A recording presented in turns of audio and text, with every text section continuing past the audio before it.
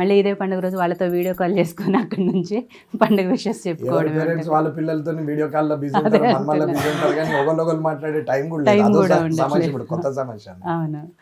So Vijay గారు, మీరు అంటే రాజకీయాల్లో అన్నప్పుడు ఆయనకి ఎంతవరకు మీ సపోర్ట్ ఉండింది? ఎందుకంటే డెఫినెట్గా ఇంట్లో సపోర్ట్ లేనిది ఏ రాజకీయాల్లోనే కాదు ఏ ఫీల్డ్లో అయినా రాణించడం చాలా కష్టం. కాబట్టి మీ సపోర్ట్ ఎంతవరకు ఉన్నాయండి? అంటే నేను బయటకు వెళ్ళి మీరు ఏదో ప్రచారం చేస్తున్నారు అవి కాకపోయినా ఇంట్లో మొత్తం మీరు చక్కబెట్టుకుంటేనే ఆయన బయటకు వెళ్ళి ఫ్రీగా చేసుకోగలరు. ఇంటి బాధ్యతలు కూడా ఆయన చూసుకోవాలంటే బయట అంతగా ఇదవ్వలేరు. కాబట్టి సో ఇంటి బాధ్యతలు మొత్తం మీరే చూసుకున్నారు. లాస్ట్ టైం ఆయన నాకు పర్సనల్ ఇంటర్వ్యూ ఇచ్చినప్పుడు చెప్పారు.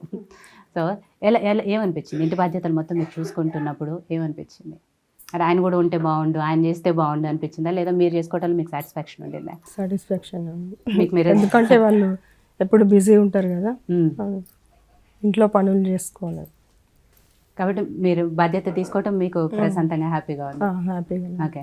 సో బయటకు వెళ్ళినప్పుడు మీరు చుట్టాల్లోకో లేకపోతే ఫంక్షన్స్కి వెళ్ళినప్పుడు అందరూ అడుగుతుంటారు కదా వెంకటరమణారెడ్డి గారి గురించి, అప్పుడు ఏమనిపిస్తుంది? ఎందుకంటే ఆయన గెలిచిన ఇద్దరు వ్యక్తులు అవతల ఎవరైతే ఉన్నారో వాళ్ళందరూ కూడా పెద్ద వ్యక్తులు కాబట్టి అలాంటి వ్యక్తి గురించి మీరు బయట కలిసినప్పుడు మీ చుట్టాల్లో మాట్లాడుతున్నప్పుడు మీకు ఏమనిపిస్తుంది? గర్వంగా ఉంటుందా? ఇలాంటి భర్త దొరకడం అదృష్టంగా ఫీల్ అవుతూ ఉంటారు. అవునండి. మిమ్మల్ని పక్కన కూర్చోబెట్టాడంటే పాపం నేను చెప్తాను ఆమె ఏమనుకుంటాను, రావడేమనుకుంటున్నారు మీరు చెప్తా, నాకేమి ఇబ్బంది. సో మీకేమనిపిస్తుంది రమణారెడ్డి గారు? అంటే నిజంగా విజయ్ గారు సరే మేనకోడలే, మీకు మేనమామ కూతురే అయినప్పటికీ మరదలే అయినప్పటికీ చిన్నప్పటి నుంచి చూస్తూ పెరిగిన భార్య అయిన తర్వాత ఆవిడ అన్ని కూడా ఇంటి బాధ్యతలన్నీ ఆవిడ చేసుకుంటూ ఉన్న తర్వాత మీకు ఎప్పుడన్నా అనిపిస్తుంది అరే తను కష్టపెడుతున్నానేమో, నేను ప్రజాసేవలో ఉండి ఇంటి గురించి అంతగా తీసుకోవట్లేదేమో అని మీకు ఎప్పుడైనా అనిపించిందా? అంటే కొన్ని సందర్భాల్లో అనిపిస్తుంది, కానీ మామూలుగా ఇంట్లో కంబైన్డ్ ఫ్యామిలీ ఉంటుండే, వదినలుందరు అన్నలుందరు, ఇంట్లో అందరం కలిసే ఉండేవాళ్ళం కాబట్టి పెద్ద ఫీలింగ్ ఏం లేదు. ఆమె కూడా అందరితో బావల్ని కూడా అన్నానే పిలిచి, అంటే చిన్నప్పటి నుంచి రామకృష్ణ రామోహన్ అని ఇట్లా పిలుస్తుండే, అందరిని పేర్లు పెట్టి అన్నానే పిలుస్తుండే, బావానే ఆలోచనలో ఉండకపో. సో ఆ సెంటిమెంట్ ఏమి అక్కడ ఉండకపోతుండే. జనరల్గా ఏముంటుండే అంటే అందరం ఒకటే గదే లైన్లో ఉన్నామన్నట్టే ఉంటుండే. సో వదినెలున్నా అందరితో బాగానే ఉంటుండే.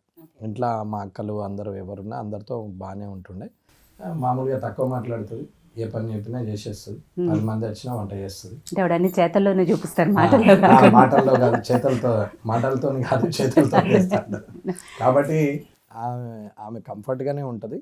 మామూలుగా ఎప్పుడూ అట్లా ఫీలింగ్ లేదు, కానీ రాను ఇంట్లో తగ్గేసరికి ఇంట్లో సంఖ్య తగ్గిపోయింది. 3-4 వచ్చేసినాం కాబట్టి కొంచెం ఇప్పుడు అనిపిస్తూ ఉంటుంది ఆ ఫీలింగ్ ఉంటుంది. ఓకే. సో అలా అనిపించినప్పుడు ఏమంటారు మీరు? మరి చెప్తారా వెంకటరమణారెడ్డి గారికి? అంటే నాకు అనిపిస్తుంది, ఆమెకు అనిపిస్తుంది, నేను అట్లా ఫీల్ అవుతున్నారేమో, ఇంట్లాగా మంది లేరు కదా, తగ్గిపోతున్నారు కదా అనేది ఫీల్ అవుతుండొచ్చు అని అనుకుంటాం. కానీ నేను పొద్దున్న లేస్తే వెళ్ళిపోతుంటాం. అలా అనిపించినా కూడా మీకు తప్పదు మళ్ళీ, అది తప్పదు కాబట్టి అది ఎట్లా ఉంటే అట్లనే అవుతుంది. అంటే కంబైన్డ్ ఫ్యామిలీలో చూసి సందడిగా ఉన్న ఇంట్లో నుంచి తగ్గిపోతున్న కొద్దీ ఆ వాతావరణం చేంజ్ చేస్తూ ఉంటుంది. అంటే మొదటి నుంచి భార్య భర్త పిల్లలు ఒక లిమిట్ లైఫ్ ఉన్న ఫ్యామిలీ వేరు, అందరి ఇట్లలో ఉండి సపరేట్ ఫ్యామిలీ కావాలనుకున్న వాళ్ళు వేరు, అందరూ కావాలా అందరితో ఉండాలనుకున్న వాళ్ళది వేరు. కాబట్టి 3 రకాలు ఉంటాయి ఫ్యామిలీస్. ఈ 3 మొదటి 2 హ్యాపీగానే ఉంటారు, కానీ 3rd అందరితో ఉండాలనుకున్న వాళ్ళు కొంచెం ఇబ్బంది పడే పరిస్థితి వస్తుంది, ఎందుకంటే అది అడ్జస్ట్ కాలేరు అన్నట్టు అట్లా. సో విజయ్ గారు, మీ తల్లిదండ్రులు అంటే మీ చిన్నప్పుడే చనిపోయారు కాబట్టి వేరే బంధువుల దగ్గర పెరిగారు. తండ్రి చనిపోయాడు, తల్లి ఉంది. సారీ. సో మీకు అంటే అక్క చెల్లెలు అన్నదమ్ముళ్ళు ఎంతమంది ఉన్నారు? మీరు 2 తమ్ముళ్ళు, నేను అంతే. సో ఒకతే ఆడ. ఓకే. ఇప్పుడంటే ఆయన ఎమ్మెల్యేగా గెలిచారు కాబట్టి ఆ విజయము ఆనందంగానే ఉంటుంది. సరే దాని వెనక ఎంత కష్టం ఉంది ఏంటి అనేది పక్కన పెడితే గెలిచిన ఆనందం మాత్రం ఉంటుంది. బట్ లాస్ట్ టైం ఎలక్షన్స్లో ఆయన ఓడిపోయారు కాబట్టి అప్పుడు ఏమనిపించింది? ఓడిపోయినప్పుడు బాధ అనిపించింది, ఎంత కష్టపడ్డారు ఆయన అనిపించింది? అదే బాగా అనిపించింది. ఈసారి చాలా సంతోషం ఉంది. ఎట్టి పరిస్థితుల్లో గెలవాలని కోరుకున్నారు. అన్ని పోతున్నాయి, పొడగొడుతున్నాడు, బాధ అనిపించింది. ఇప్పుడు పోతే పోయినాయి కానీ గెలిచిండు కదా, పోతే పోయినాయి. కానీ రేపు ఎట్లా అనేది మళ్ళీ బాధ ఉంది, తినడు కదా ఎట్లా అని. ఇవన్నీ ఇంటర్నల్ ప్రాబ్లమ్స్. అదే కదా. సో అవి ఎప్పుడైనా అంటే మీ లాస్ట్ టైం మీకు బాధ అనిపించినప్పుడు ఎప్పుడైనా చెప్పారా ఆయనకి, పర్లేదు ఈసారి ఓడిపోయినా నెక్స్ట్ టైం కష్టపడదాం, నెక్స్ట్ టైం గెలుస్తాము, ఇలాంటివి చెప్పారా? ఆయనకి సపోర్ట్ ఇచ్చారా?